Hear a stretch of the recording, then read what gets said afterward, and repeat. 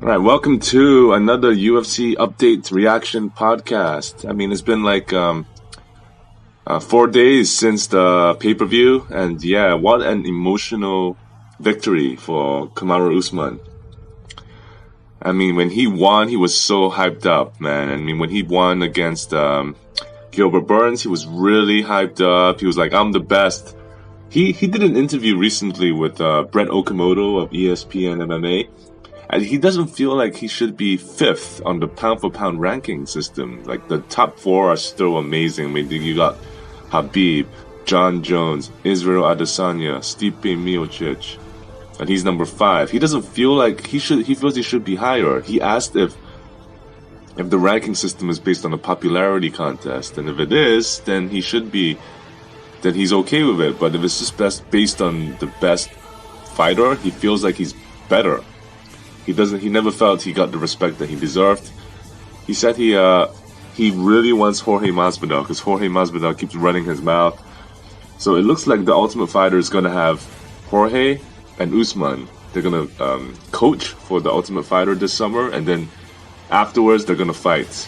And apparently, Jorge Masvidal doesn't want to fight his former friend Colby Covington. Colby Covington said he declined a 7-figure deal to coach and to fight him, but Jorge's team denies that. Yeah, the fight with Usman and Gilbert Burns was really good. I mean, at the end of the fight, Gilbert Burns was just crying his ass off. He worked a long time to get to where he was, and you know, Usman started looking at him. He said he almost cried too. I mean, he saw Burns crying, his former teammate. And he said he knows what it feels like to lose, because Usman did lose one time in his early career. He saw Usman crying, and he said he couldn't hold back his tears. He almost couldn't hold it back, because he was the guy that ended his chance to win the title that Gilbert Burns worked a long time for. Afterwards, they hugged it out, and you know, it was all good. But what an emotional aftermath to the fight, you know. I mean, it's such a great story. And during Usman did another interview about Jorge Masvidal. Usman takes what people say very seriously. Like Dustin Poirier says it's all noise. He doesn't pay attention to it, or so he claims. He focuses less on it. He only focuses on what he can control. Whereas Usman, he took a lot of what Jorge said recently. He said Jorge fought him on a 6-day notice, and if Jorge had like a big camp, a training camp, he would beat Usman. But Usman says, "All right, have a full camp."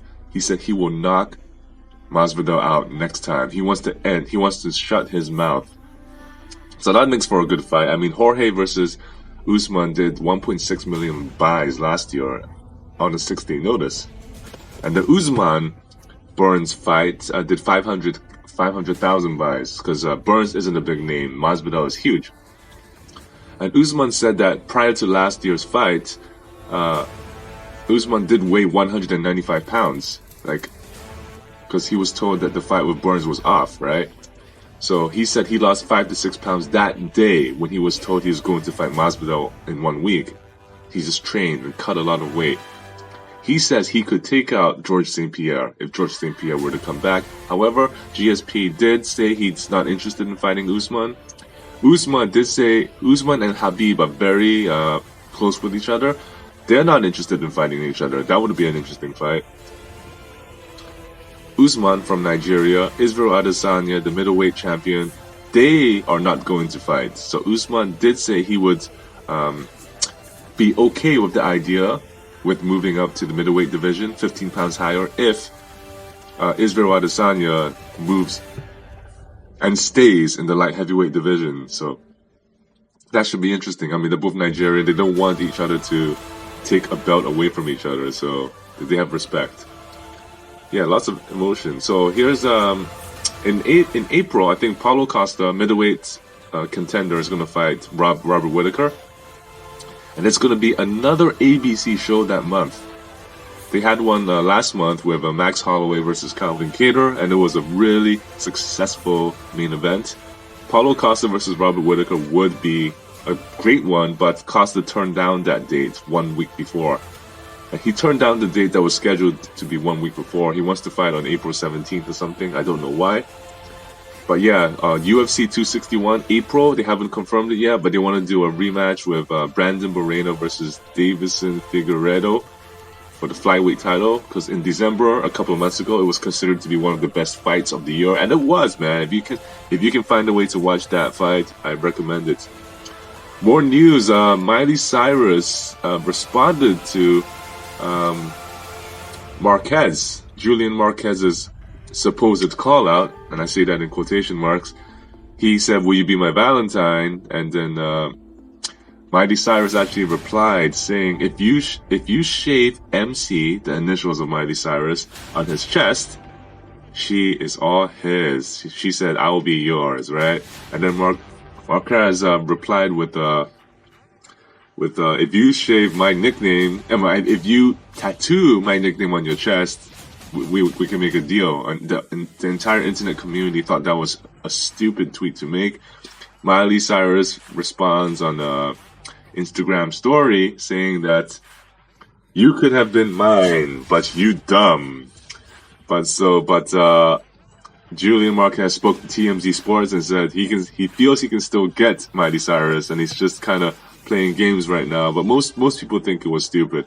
TMZ asked him what he would do with Miley Cyrus if they could go on a date, and he said, eat some ice cream, go on a picnic, go for a walk around the park. He said she's human.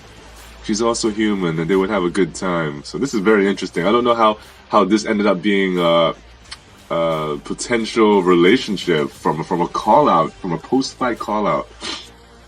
Do you think Miley Cyrus would accept this guy's proposal to meet up and have a date? Yeah, let me know. I don't know. I think he might be able to if he continues and persists. I mean, if you continue to persevere, you're gonna get what you want. If you don't ask, you don't get. That's a theory in life right there. Yeah, what other news is there? Yeah, I think that's about it for the news. So we have a lot of other news. Conor McGregor and Dustin Poirier is set. I think it's going to be confirmed that they fight in summer for the trilogy. Nate Diaz doesn't have a opponent yet. He called out Charles Oliveira. Charles Oliveira declined him, but Ariel Helwani, the ESPN reporter, feels that Charles Oliveira should accept it because he's not a big name, and there's so many people fighting for the lightweight title. And if he fought Nate Diaz, 35-year-old Nate Diaz, and wins, I mean, that would make it huge, and it would give him a good payday. So he should really consider doing that. So what other news is there? Is that this weekend is going to be UFC. Let me check it right now very quickly. It's going to be a fight night with Curtis Blaydes and Derrick Lewis. This was originally scheduled for November of last year, but they had to pull out because of COVID. Curtis Blaydes got COVID. It's hilarious because they ran a video package to hype that fight in November, and then they used the same one 3 months later to hype it because, it was a great video package, to be honest with you. Let's see other fights this weekend. Who else is fighting? Alexei Olenek, a 43-year-old Russian fighter, will be fighting. Andrei Arlovsky, 40-year-old heavyweight, who is kind of losing a lot, but also coming off a win. He's going to be fighting, and yeah, he's a former heavyweight champion from like over a decade ago, so he wants to keep his winning streak going. To be honest, I don't really know the rest of the fighters, but I guess we'll find out this weekend. There's another guy named Eddie Wineland, who's a bantamweight, who will be fighting on the preliminary card. Yeah, he got knocked out by Sugar Shane O'Malley last year. But yeah, they're not. The big main event is Blaydes versus Lewis. They're very strong heavyweights. Curtis Blaydes has won most of his fights and only lost to Francis Ngannou. But lots of fights scheduled. Maybe some fights might be cancelled due to reasons that usually happens before fight night. So yeah, I think we're coming off a very good pay-per-view, and we're gonna UFC 259 that takes place in March, on March 6th is scheduled to be a very, very good one. So Israel Adesanya, do you think he's going to beat Jan Blachowicz? Who knows? Let's find out. I hope he wins. I think that will lead to Jones coming back. Jon Jones said he doesn't want to come back. He unless UFC offers him a lot of money. How much more money does he need? He feels disrespected in regards to the money that he's being offered, but he hasn't fought in a year, man, and he wants to fight for the heavyweight title during his next fight against either Francis Ngannou or Stipe Miocic. And that's going to happen next month as well. So we'll see what happens there. Hope you enjoyed listening and catching up on the news. Yeah, let me know what you think. And yeah, peace out, man.